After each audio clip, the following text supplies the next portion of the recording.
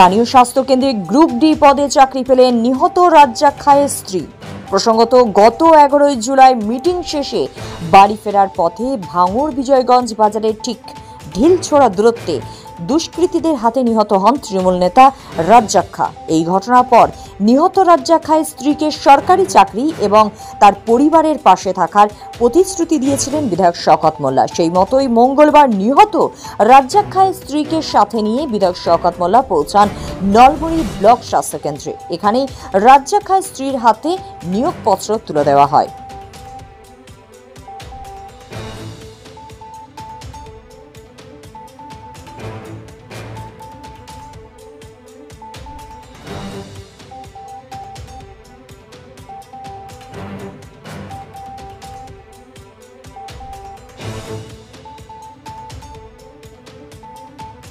এই চাকরিটা আমাদের প্রিয় মুখ্যমন্ত্রী থেকে শুরু করে যারা মন্ত্রিসভার সদস্য থাকে তাদের এক একটা কোটা আছে, তারা বছরে 3 জন করে চাকরি দিতে পারে।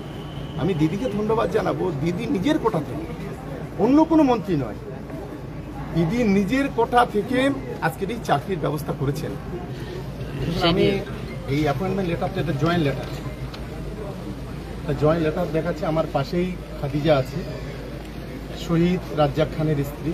আমার বাঁদিকে রাজ্জাক খানের ভাই আছেন, আমার ডান দিকে রাজ্জাক খানের শালা আছেন, দুজনই আছেন, ওরাও 2 ভাই আছেন।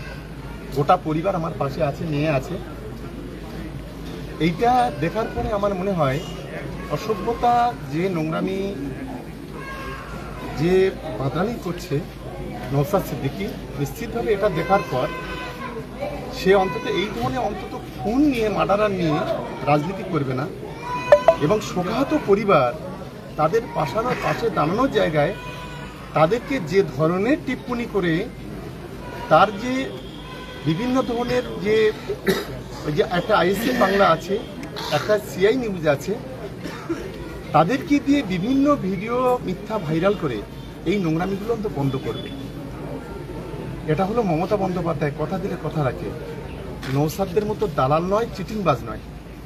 আর আমরা আজও এখানে পরিবার পাশে আছে, আজও আমরা বলছি, তারাও বলবে যে একমাত্র আমাদের দলের এক গাদ্দার, বেঈমান, বিশ্বাসঘাতক মোফাজ্জল ছাড়া যে কজন আসামি এখনো পর্যন্ত, যে 8 জন আসামি ধরা পড়েছে, 7 জনেই আইএসএফ এর সক্রিয় কর্মী।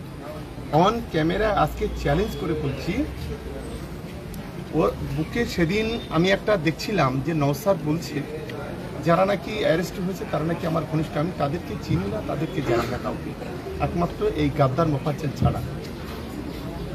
আসলে নওশাদ সিদ্দিকীর কাজ হলো যে কোনোভাবে এই যে ঘটনাটার সঠিক যে তদন্ত হচ্ছে সেটাকে গুলিয়ে দেওয়া, 1। 2, আমরা যখন বললাম এই খুনের পেছনে যে বা যারা আছে তাদের কোনো ভেস্টেড ইন্টারেস্ট আমরা নিতে দেব না। নওশাদ তার পাল্টা বলছে যে ভারতবর্ষের কোনো সংবিধানে আছে যে তাদের কোনো এই ধরনের, তারা যদি খুন করে তাদের জমি জায়গা কেড়ে নেওয়া হবে। আমরা এটাই কায়দা করে এই কথাটা এই কারণেই বলেছিলাম যে নওশাদ কি বলে আমরা দেখি। ও তো বলছে আমার দলের কর্মী নয়। আমি এই কথাটা এই কারণেই বলেছিলাম ওখানে ইচ্ছাকৃতভাবে, যে এর খুনের পিছনে যে বা যারা জড়িত আছে তারা বিজয়গঞ্জের বাজারের যে ভেস্টেড সম্পদগুলো নিয়ে রেখেছে, সেগুলো আমরা বিডিও সাহেবের সঙ্গে কথা বলে, ওসি সাহেবের সঙ্গে কথা বলে, তারা যাতে বেনিফিট না পায় সেটার চেষ্টা করব। কিন্তু ঝোলা থেকে বিড়ালটা বেরিয়ে পড়লো।